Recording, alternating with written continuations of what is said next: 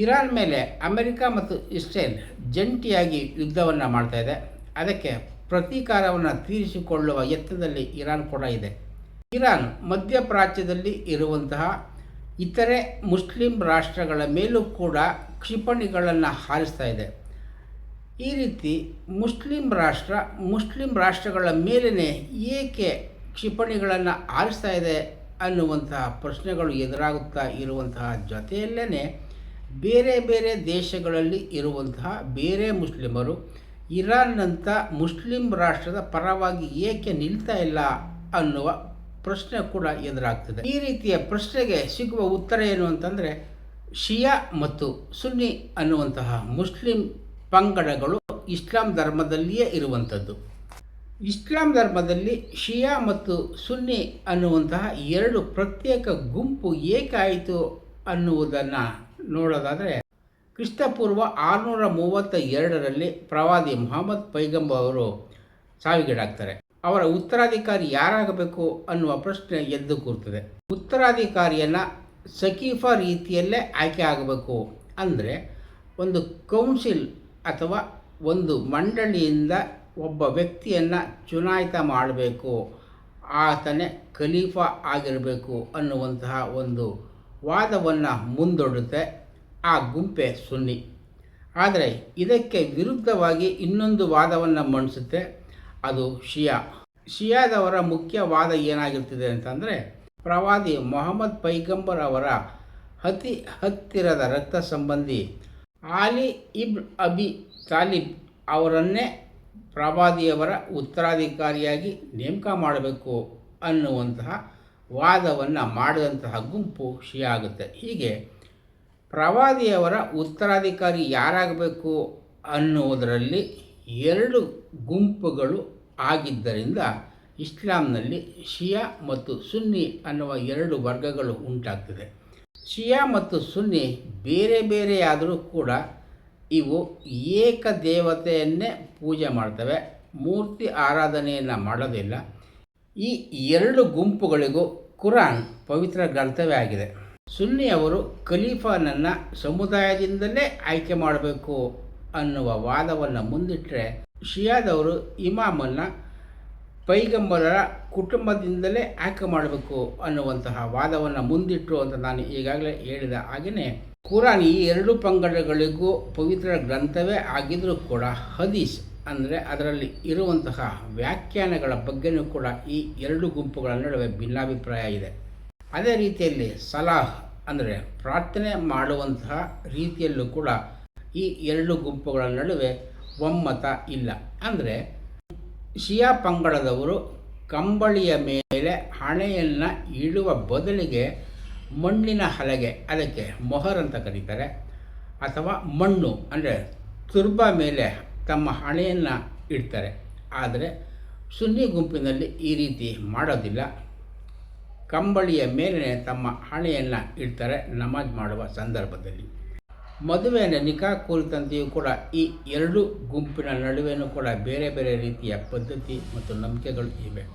ಶಿಯಾ ಮುಸ್ಲಿಮರು ಸ್ಥಿರ ಅವಧಿಯ ತಾತ್ಕಾಲಿಕ ವಿವಾಹವನ್ನು ಮಾನ್ಯ ಮಾಡ್ತವೆ. ಇದನ್ನು ಸುನ್ನಿ ಪಂಗಡದವರು ಮಾನ್ಯ ಮಾಡೋದೇ ಇಲ್ಲ. ಹಿಜಾಬ್ ಶಿಯಾ ಮತ್ತು ಸುನ್ನಿ ಎರಡರಲ್ಲೂ ಕೂಡ ಆಚರಣೆಯಲ್ಲಿ ಇದೆ.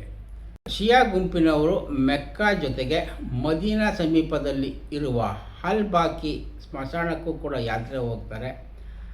ಇರಾಕ್ನ ನಜಾಫ್, ಕರ್ಬಲಾ ಮತ್ತು ಇರಾನ್ನ ಕೋಮ್ ಮತ್ತು ಮಷಾದ್ ಮತ್ತು ಜಿಯಾರತ್ನು ಕೂಡ ಪವಿತ್ರ ಯಾತ್ರಾ ಸ್ಥಳಗಳು ಅಂತ ಭಾವಿಸಿದೆ. ಆದರೆ ಸುನ್ನಿ ಪಂಗಡದವರು ಮೆಕ್ಕಾ ಯಾತ್ರೆಯನ್ನು ಮಾತ್ರವೇ ಮಾಡ್ತಾರೆ. ಸುನ್ನಿ ಪಂಗಡದವರು ಹೆಚ್ಚು ಸಂಪ್ರದಾಯವಾದಿಗಳು, ಶಿಯಾದವರು ಹೆಚ್ಚು ಧಾರ್ಮಿಕತೆಯನ್ನು ಅವಲಂಬಿಸಿರುವಂಥವರು. ಈ ಎರಡು ಗುಂಪುಗಳ ನಡುವೆ ಯಾವುದೇ ರೀತಿಯ ವೈವಾಹಿಕ ಸಂಬಂಧ ಇಲ್ಲ. ಇಸ್ಲಾಂನ 5 ಪ್ರಮುಖ ಆಧಾರ ಸ್ತಂಭಗಳು ಅಂತ ಹೇಳಲಾಗುವಂತಹ ಫೇತ್ ಅಂದರೆ ವಿಧೇಯತೆ, ಪ್ರೇಯರ್ ಪ್ರಾರ್ಥನೆ ಅಥವಾ ನಮಾಜ್, ಚಾರಿಟಿ ಅಂದರೆ ಧರ್ಮ ಮಾಡುವಂಥದ್ದು, ಫಾಸ್ಟಿಂಗ್ ಅಂದರೆ ಉಪವಾಸ ಮಾಡುವಂಥದ್ದು, ಪಿಲ್ಗ್ರಿಮ್ ಅಂದರೆ ಯಾತ್ರೆ ಹೋಗುವಂಥದ್ದು. ಈ 5 ಆಧಾರ ಸ್ತಂಭಗಳನ್ನು ಎರಡು ಗುಂಪುಗಳು ಕೂಡ ಮಾನ್ಯ ಮಾಡ್ತವೆ, ಅದನ್ನು ಆಚರಣೆ ಮಾಡ್ತವೆ.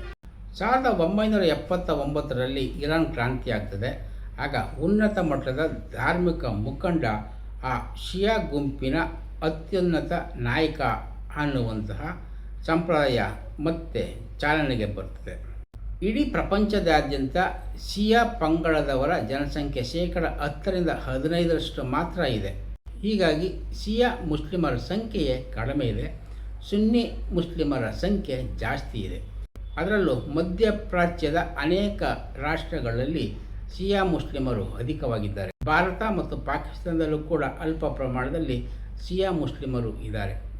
ಇಷ್ಟೇ ಅಲ್ಲದೆ ಶಿಯಾ ಮತ್ತು ಸುನ್ನಿ ಪಂಗಡಗಳ ನಡುವೆ ಬೇರೆ ಬೇರೆ ರೀತಿಯ ಭಿನ್ನಾಭಿಪ್ರಾಯಗಳು ಅನೇಕ ವಿಚಾರಗಳಲ್ಲಿ ಇವೆ. ಹಾಗೆಯೇ ಯಾವುದೇ ರೀತಿಯ ಸಂಬಂಧ ಈ ಎರಡು ಪಂಗಡಗಳ ನಡುವೆ ಇಲ್ಲ. ಹೀಗಾಗಿಯೇ ಶಿಯಾ ಮುಸ್ಲಿಂ ರಾಷ್ಟ್ರ ಆಗಿರುವಂತಹ ಇರಾನ್ ಮೇಲೆ ಅಮೆರಿಕ ಮತ್ತು ಇಸ್ರೇಲ್ ದಾಳಿಯನ್ನು ನಡೆಸ್ತಾ ಇರುವಂತಹ ಸಂದರ್ಭದಲ್ಲಿ ಸುನ್ನಿ ಜನಸಂಖ್ಯೆ ಇರುವಂತಹ ಇತರೆ ಮುಸ್ಲಿಂ ರಾಷ್ಟ್ರಗಳವರು ಇರಾನ್ನ ಶಿಯಾ ಮುಸ್ಲಿಮರ ಪರವಾಗಿ ನಿಲ್ತಾ ಇಲ್ಲ ಅನ್ನುವ ಮಾತುಗಳು ಕೂಡ ಕೇಳಿ ಬರ್ತಾಯಿವೆ. ಅದು ಶಿಯಾ ಮತ್ತು ಸುನ್ನಿ ಈ ಎರಡರ ನಡುವೆ ಬೇರೆ ಬೇರೆ ರೀತಿಯ ವ್ಯಾಖ್ಯಾನಗಳು, ಬೇರೆ ಬೇರೆ ರೀತಿಯ ನಂಬಿಕೆಗಳು ಇರುವುದು ನಿಜವಾದರೂ ಕೂಡ ಇವರಿಬ್ಬರ ನಡುವೆ ಯಾವುದೇ ರೀತಿಯ ಸಂಬಂಧಗಳು ಇಲ್ಲದೇ ಇದ್ದರೂ ಕೂಡ ಈ ಎರಡು ಪಂಗಡಗಳು ಮೂಲತಃ ಇಸ್ಲಾಂ ಧರ್ಮಕ್ಕೆ ಸೇರಿದವಾಗಿವೆ. ಶಿಯಾ ಮತ್ತು ಸುನ್ನಿ ಇವರಿಬ್ಬರ ನಡುವೆ ಉತ್ತಮ ಬಾಂಧವ್ಯಗಳು ಇಲ್ಲ, ಅಭಿಪ್ರಾಯ ಭೇದಗಳು ಇವೆ ಅನ್ನುವಂತಹ ಮಾತುಗಳು ಇರುವ ರೀತಿಯಲ್ಲೇ ಇವತ್ತಿನ ದಿವಸ ಇರಾನ್ನ ಮೇಲೆ ಅಮೆರಿಕ ಮತ್ತು ಇಸ್ರೇಲ್ ನಡೆಸುತ್ತಿರುವಂತಹ ದಾಳಿಯ ಸಂದರ್ಭದಲ್ಲಿ ಇರಾನ್ ಶಿಯಾ ಮುಸ್ಲಿಮರ ಪ್ರಾಬಲ್ಯವನ್ನು ಉಳಿಸ್ಕೊಳ್ಬೇಕು ಅನ್ನುವಂತಹ ಯತ್ನವನ್ನು ಕೂಡ ಮಾಡ್ತಾ ಇರುವಂಥದ್ದನ್ನು ಕಾಣ್ಬೋದಾಗಿದೆ. ಇನ್ನೂ ಅಚ್ಚರಿಯ ವಿಚಾರ ಏನು ಅಂತಂದರೆ, ಸ್ವತಂತ್ರ ಪೂರ್ವ ಭಾರತಕ್ಕೆ ಗಡಿಯನ್ನು ಹಂಚಿಕೊಂಡಿದ್ದಂಥದ್ದು ಇರಾನ್, ಅಂದರೆ ಆಗಿನ ಪರ್ಷಿಯಾ. ಯಾವಾಗ ಭಾರತದಿಂದ ಪಾಕಿಸ್ತಾನವನ್ನು ವಿಭಜನೆ ಮಾಡಿ ಪಾಕಿಸ್ತಾನಕ್ಕೆ ಗಡಿ ರೇಖೆಯನ್ನು ಬ್ರಿಟಿಷರು ಗುರುತಿಸಿಕೊಟ್ಟಂತಹ ಸಂದರ್ಭದಲ್ಲಿ ಪಾಕಿಸ್ತಾನದ ಗಡಿಗೆ ಇರಾನ್ ಹೋಯಿತು. ಪಾಕಿಸ್ತಾನ ಉದಯ ಆಗಿಲ್ಲದೇ ಇದ್ದರೆ ಭಾರತದ ಗಡಿಯನ್ನು ಇರಾನ್ ಹಂಚಿಕೊಂಡೇ ಇರ್ತಿತ್ತು. ಜೊತೆಗೆ ಭಾರತದಿಂದ ಇರಾನ್ಗೆ ಕೇವಲ 900ರಿಂದ 950 ಕಿಲೋಮೀಟರ್ನಷ್ಟು ಮಾತ್ರವೇ ದೂರ ಇದೆ.